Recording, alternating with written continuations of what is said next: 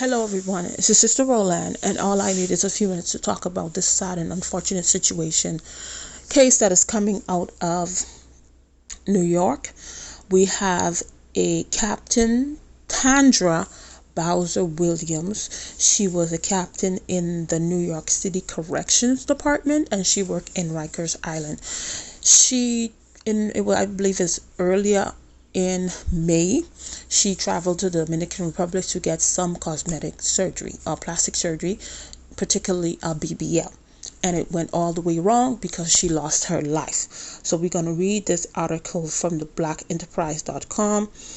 It says a New York City corrections captain has died reportedly after undergoing a plastic surgery procedure in the Dominican Republic performed by a surgeon prosecuted in New York for illegally operating without a medical license in the United States. So looked like the doctor was previously in New York, and then he got prosecuted because he was doing these things. He didn't even have a license when he was doing these things. And I believe he went back when he got prosecuted. I don't know if he served time, I'm not sure, but he went back to the Dominican Republic and was continued to do the same thing.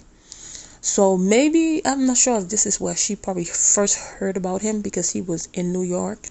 Maybe that's where she heard about him. I'm not sure.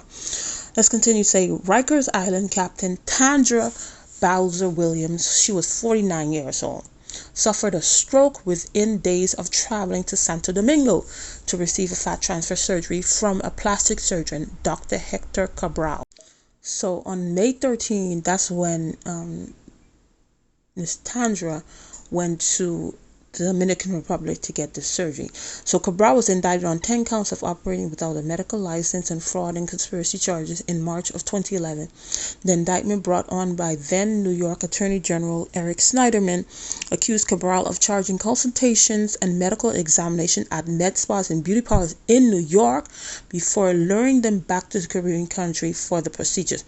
So allegedly this Cabral, started the process in a sense here in New York, and then would eventually do the surgeries in Dominican Republic or wherever else in Dominican Republic, because of course he was not licensed in United States. As many women were left disfigured. That is something. Female Cabral pleaded guilty to one count of unauthorized medicine practice in October of 2011 New York. So he returned to Dominican Republic. Maybe he got he had to pay a fine. He had probation or something like that, because he returned to Dominican Republic to continue his practice, opening Centro Internacional de Cirugía Plástica Avanzada. See, I tried. Where Bowser Williams received her operation. The outlet reported that the clinic had also been shut down numerous times following deadlock. So this guy has been shut down because people have lost their lives. And I think allegedly is a Dr. Jose Decina also. Them two are like the same. People are saying same things about them, though they have had people that have had success, but they have had women that have lost their lives also. So I believe the Daily News interviewed the husband, Tandra's husband, said Bowser Williams' husband of 26 years, she's married, Curtis Williams, recounted his wife's confidence in Cabral's capabilities, despite his troubles with the law. So allegedly she knew about his problems, but she was still confident that everything was going to go well. Her exact words to me were, this is allegedly from Daily News, who interviewed the husband. Her exact words to me were, "You're gonna love Dr. Cabral's work. I didn't care one way or another. I accepted my wife the way she was," Williams told the Daily News. So it said that they called him and told him that his wife had fallen ill, and they were able to contact the husband because I guess they got her in some way to unlock her phone, and that's how they got contact the husband. And allegedly The stroke swallowed her brain. Wow. And as you see here, this small snippet, that's of her body being transported from the Dominican Republic and landing in New York. I think it was like the ending of May. But she actually lost her life on, I believe, on the 15th of May. So we are in June 8th. Today's June 8th. And I believe her viewing her memorial service, funeral service, is Thursday and Friday. They have in her memorial service and funeral service. So, it took, because she lost her life in the Dominican Republic, it takes a while to get the paperwork together so they could transport the body and different things like that. So that's probably why it took so long to get the body. Not that long, because some people wait even longer. But that's why it took a while. That's why she hasn't been buried yet. So, but this is an unfortunate situation right here. And here we have, and then the guy who I was talking about before, Dr. Jose Decina, it was another lady that lost her life right here. Right here, her name was Shakari Terry. This happened, I believe she lost her life in May. It was like a few days right up before the time that this Captain Tandra lost her life. But this Shakari Terry right here, you see, she says she's down 70 pounds. This was in March because she had just had a gastric sleeve. Gastric sleeve or gastric bypass, whatever they call that one. This is her right here. Her name was Shakari Terry. She was from Indianapolis. And she went to Dominican Republic, but to see Dr. Jose Decina. And Dr. Jose Decina, they actually call him Death Center because he has had a lot of women that have allegedly lost their lives under his care. And she, according to her twin sister, because she's a twin, allegedly she lied on her medical forms. Not saying that's the reason why she deserved that or whatever, but they asked the question was like, if you have something that can hinder you from going on you doing the surgery, and she said no, which she should have said yes. She even said yes, she shouldn't have done it in the first place because you just had a gastric bypass surgery, and now she was going to go do a tummy tuck and a BBL. And I mean, her and her friend went, and the friend said that after doing the surgery, she never got up, and she was really ill, and within, I think, days, she was gone.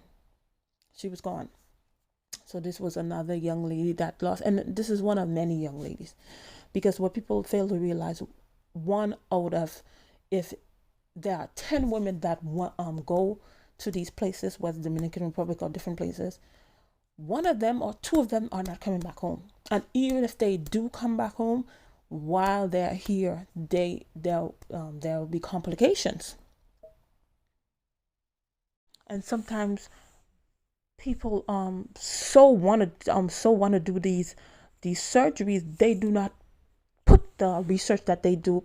Yes, they look at research to see who's the best and look at the different results that people have gotten, but that's not the only research you need to do. You need to know that, hey, if and sometimes a lot of these people going to these people that speak, unless you speak Spanish, you're going to these Spanish speaking places, you're going to these foreign places that you don't speak the language.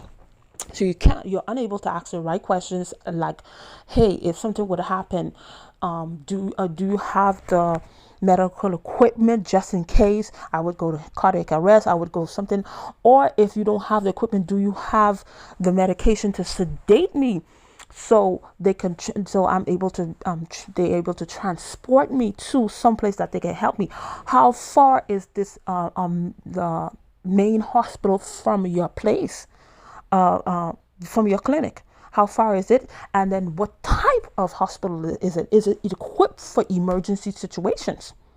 I need to know all of this, but people don't think about none of these things, because all they're thinking about, hey, I just want this I just want this body. I just want these breasts.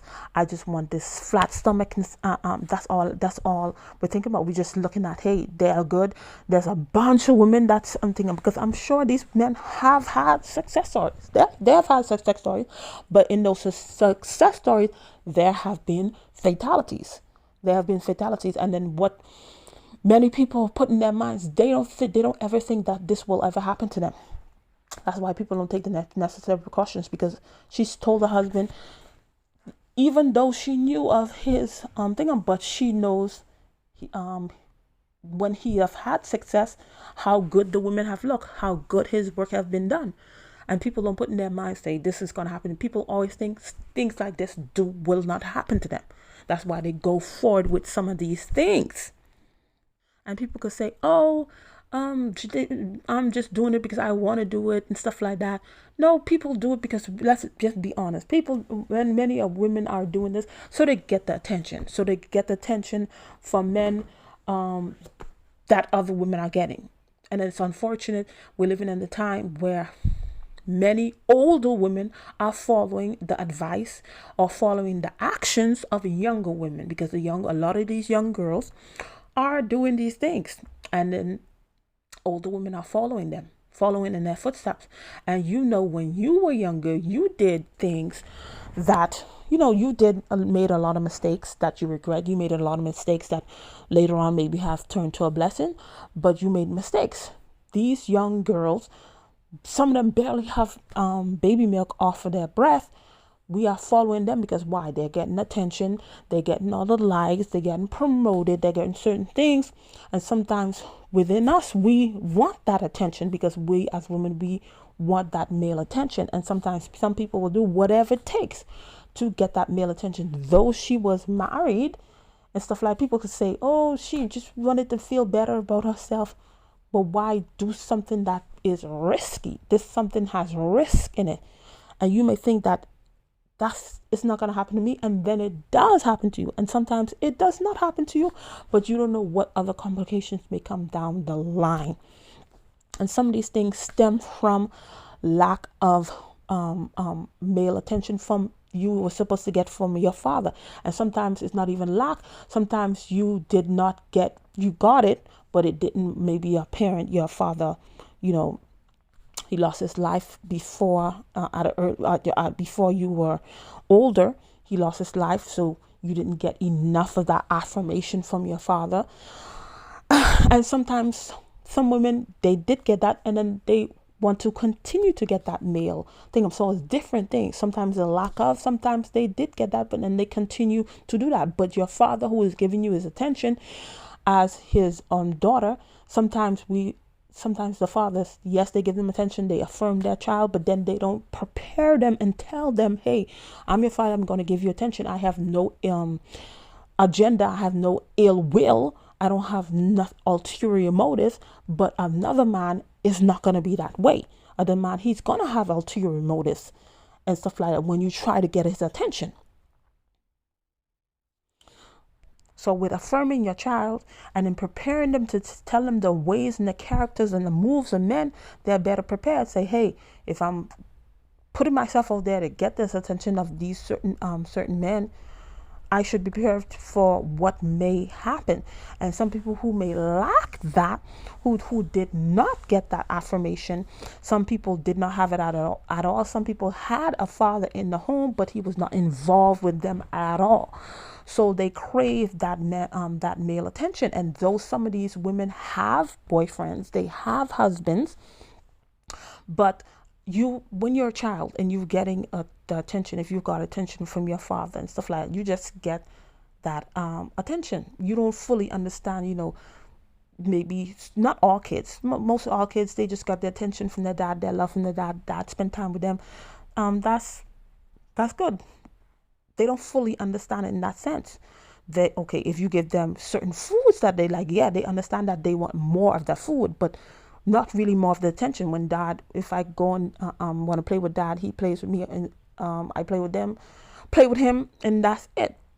But when you grow up in an adult and you did not get that male attention, and then you see different ways people are moving and they are getting that male attention, So people want to do those same things to get that male attention also, and to get the envy of other women also too. It's not only male attention, they want to be envied from other women.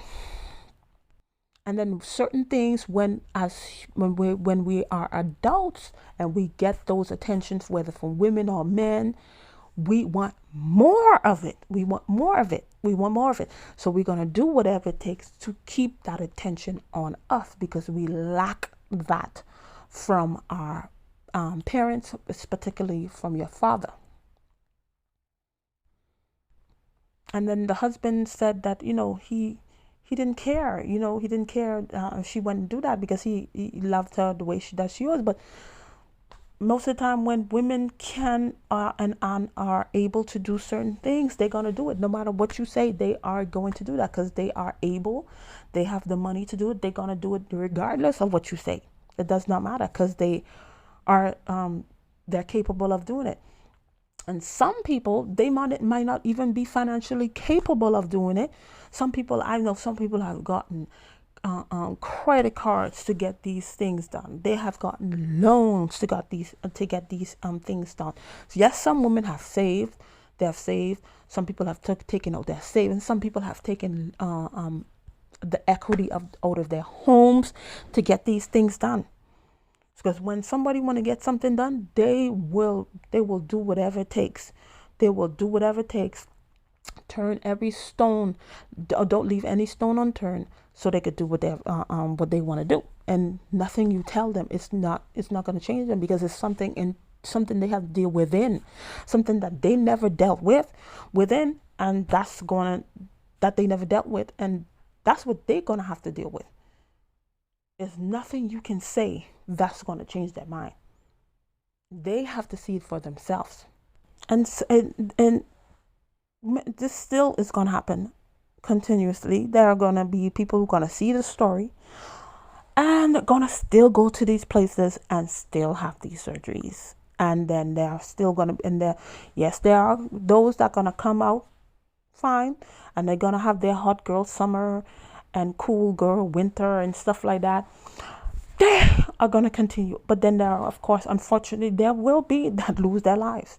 But this is not going to stop women from going to these places and for the continue these surgeries, with the $4,000, $5,000. It's different pricing, because the money is different. United States money and some of these places money, so like $4,000 is like a whole lot of money for these places that may not even be equipped. As a lot of them not even equipped, and then sometimes the women who finish through that they only have enough money to pay for the surgery, and that's it. They don't even have enough money set aside to go to a recovery home. Sometimes I think it was a viral video of the guy, somebody working at the airport, say he tired of these women coming. They take up all the wheelchairs. All the wheelchairs is for the majority of people in wheelchairs. It's supposed to be for the elderly. The majority of people in the wheelchairs is people who just came from Dominican Republic and different places, because they can't walk. They can't walk at all. They can't walk. They can't sit. Sometimes they in the airplane literally on their knees because they can't sit. It doesn't make sense. And then this is something internally, is whatever it is, whatever esteem problem, value problem, worth problem, identity problem. That's something the person has to deal with. It doesn't matter what you say to them. And some stuff start from as a child. And if it was never dealt with, there's nothing you really can do. Some people just gonna have to learn. So unfortunately, some people learn the hard way, and sometimes some people, when it succeeds, they find out, hey, this is not, because you get all the attention and stuff like that, but that doesn't show you how to keep a man satisfied or whatever. It doesn't really fulfill you as you thought it was going to do. It doesn't really. And then getting these surgeries done, you can't really tell if this person truly and genuinely likes you, or do they just like you because you have this big, these two coconuts here, this big butt. You can't tell if this person truly, you have this flat stomach. Does this person truly like you? And then sometimes women have husbands and stuff like that. You see, some men, they don't mind because they want to show other men, say, yeah, that's my woman, that's my woman, she's with me. But you have a husband, you have a boyfriend or whatever it may be, and then still dress in a way that you're still looking. So that's another way that tells you people don't really do this because they want to feel better about themselves and stuff like that. If you did it to feel better about yourself, when you look in the mirror, it's like, oh, I feel better about myself. But the fact that certain clothing that people wear, they want that attention. That's why many people do this. Maybe you'll find a very small hint that truly did it because that's what they felt was going to make them feel best about themselves, because they tried to put in the work in the gym. They tried to do it, did not work. So that's what they did. And then but they don't flaunt it around. They don't think that they superior and stuff like that. And that's why some of these women go get these surgeries, because other women who have went and got these surgeries, they feel in a sense superior. They flaunt themselves around, show off, and then they see all the attention that they're getting, and it makes them feel less than in a sense, and then they want that feeling to feel wanted and admired, and then they go and get these things without doing the proper research. And unfortunately sometimes they end up losing their lives. Some people end up with certain sicknesses. Some people years down the line, these things come with complications. Well, it's an unfortunate situation for this captain. Many people had very good words for her to say about her, because she worked her way as a woman in a corrections officer to be a captain. That you can't take that away from her, but that doesn't mean we cannot speak about the story to warn other women, because sometimes certain stuff come out is maybe the person maybe have some type of leadership position or who they was. Oh, don't talk about them, they're a leader. Oh, don't talk about she's a black woman, don't talk about that. No. Oh, don't talk about her. She's a minority, we can't talk about her.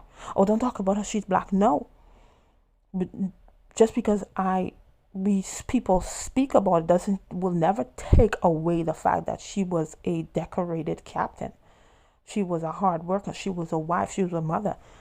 But people have to speak on this to warn other women. Though it won't deter some people, but it may deter other people that was thinking about getting that. And sometimes going to these places is not even worth it. That's why it's best, where you live in, you do it just in case something happens. At least you live in United States. Hey, where I'm having the surgery, the hospital is this great hospital, this best hospital is right down the street. Anything happens, they'll be able to work on to save me or whatever they need to do. Anyway, that's all I had to say on the situation. Thank you for watching, and I'll see you in another video. Bye.